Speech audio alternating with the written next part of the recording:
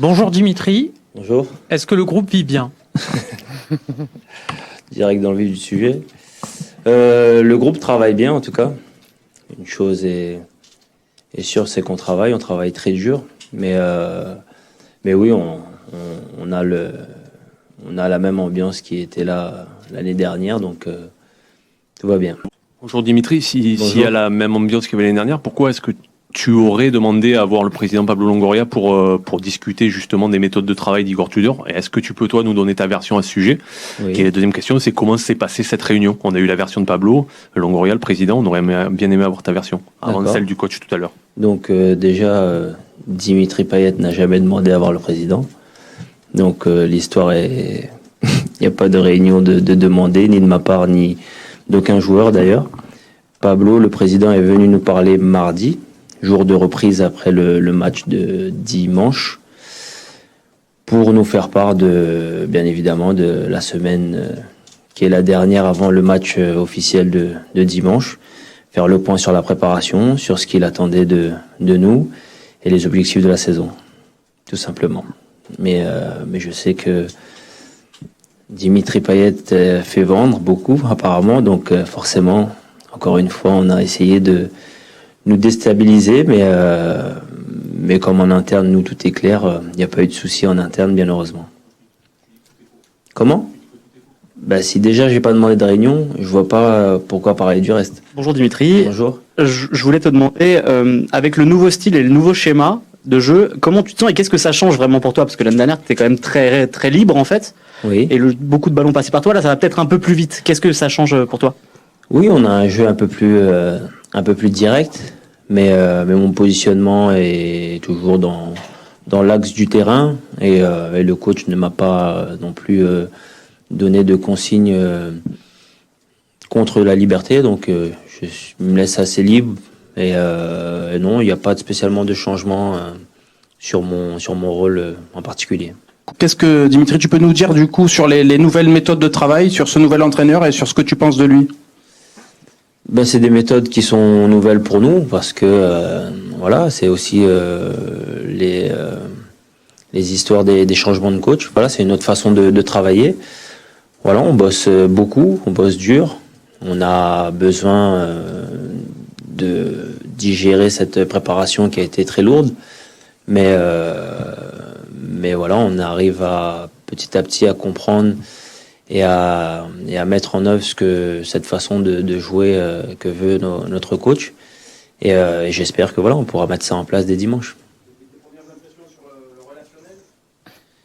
C'est un coach qui à partir du moment où il rentre sur le terrain, voilà, veut du sérieux et du travail, de l'exigence, ce qui est tout à fait normal.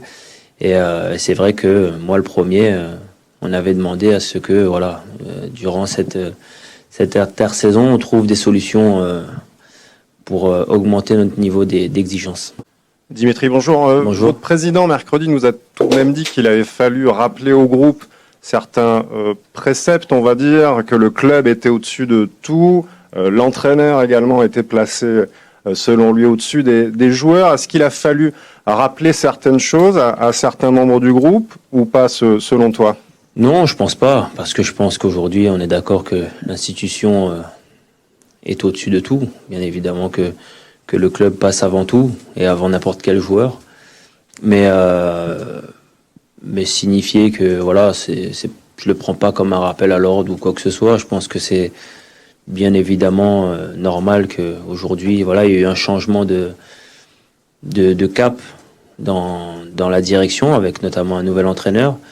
À nous, joueurs, de nous adapter à cela, à nous de travailler dur pour pouvoir, bien évidemment, faire en sorte que dès le premier match du dimanche, on soit prêt et qu'on gagne, parce que ça reste le plus important, c'est le terrain. Dimitri, bonjour. Bonjour. Est-ce que les matchs amicaux, cette série assez compliquée, pendant la préparation, t'inquiète ou tu te dis non, compteur remis à zéro parce que la compétition n'a pas commencé et ça se passe dimanche? On a été inquiet un peu parce que, bien évidemment, quand vous arrivez pas à retranscrire ce que vous travaillez sur le terrain, c'est frustrant et voilà, au niveau mental, c'est éprouvant. Après, on a eu des séquences où on a plus ou moins réussi à le faire, notamment notre première mi-temps de Séville. Mais non, je pense que voilà, justement, les matchs amicaux sont faits pour ça, pour travailler, pour essayer des choses. Mais c'est vrai que voilà, le match qu'il faudra gagner, bien évidemment, c'est celui-là, c'est celui de la première journée. Bonjour Dimitri, juste là. Bonjour. Vous connaissez très bien le contexte marseillais, le club.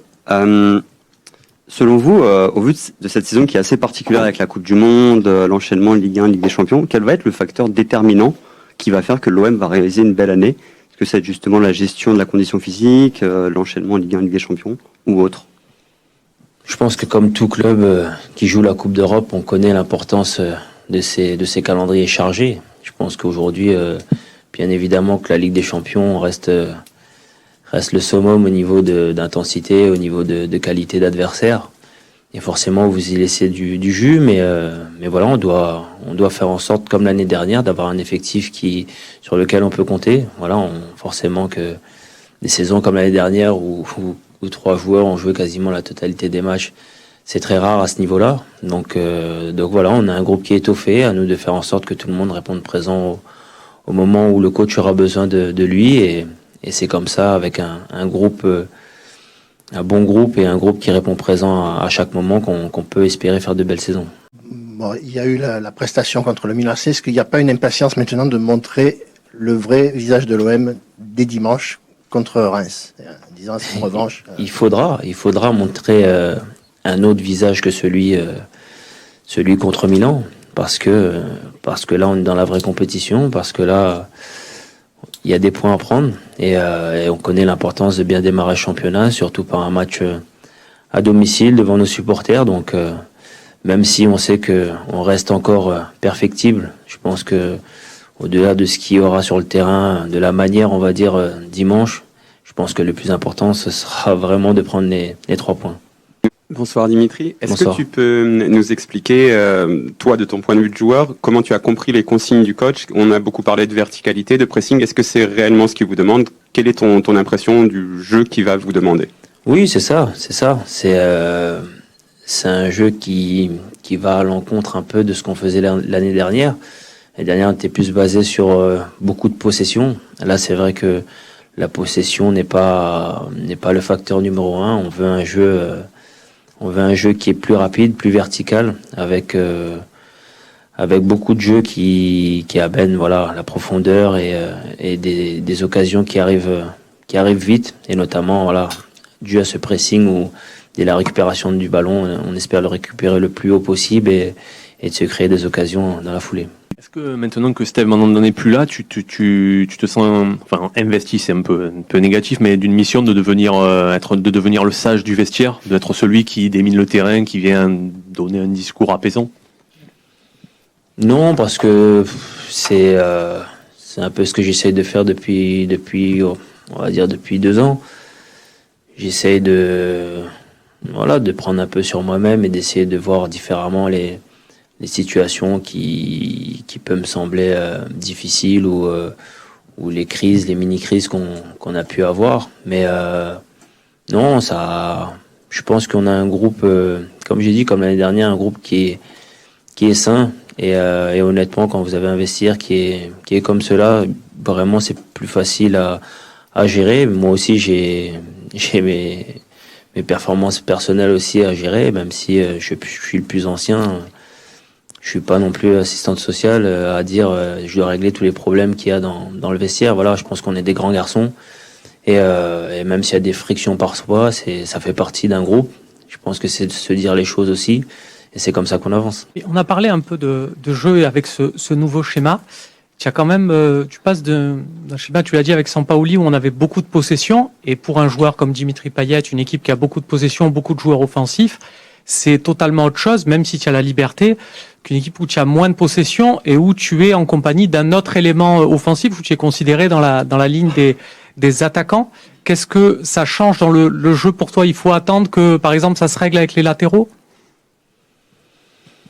Je sais pas si c'est vraiment un problème avec les latéraux. Ce qui est déterminant dans là où le coach veut que j'évolue, c'est vraiment d'être avec la pointe de devant et le deuxième 10 entre guillemets, d'être assez proche, d'être connecté et de jouer ensemble, que ce soit offensivement, mais notamment aussi dans le pressing. Après les latéraux, je suis pas inquiet dans la mesure où ce sont c'est une défense à 5 sans être à 5. Voilà, on a vraiment 3 centraux et puis des éléments plutôt libres et offensifs sur les couloirs. Parce que ce sujet te tenait à cœur la saison passée. Il y a des mesures qui ont été annoncées là pour plus de sécurité dans les stades. Bon, ça a l'air d'être quelque chose Enfin, une bonne question. qui tient à cœur à la Ligue. Est-ce que tu as été consulté? Pourquoi pas? Parce que tu avais quand même dit que tu voulais être, pourquoi pas, partie prenante d'une éventuelle réflexion. Et voilà, qu'est-ce que tu en penses? Est-ce que pour toi, c'est vraiment un combat primordial? Non. Merci de ta question parce que c'est une question, j'espérais qu'on allait me la poser. Mais j'ai été le plus heureux déjà, franchement, honnêtement, d'avoir vu cette décision prise parce que pour moi, c'est un pas en avant énorme par rapport à ce que on a vécu, par rapport à ce que j'ai vécu. Et je commence à me dire que voilà, on commence à prendre des décisions qui font avancer, ou plutôt qui font régresser la violence dans les stades. Et je pense que c'est le début de quelque chose. En tout cas, voilà, félicitations à la Ligue pour cette décision parce qu'elle me semblait importante au vu de l'aube de cette nouvelle saison.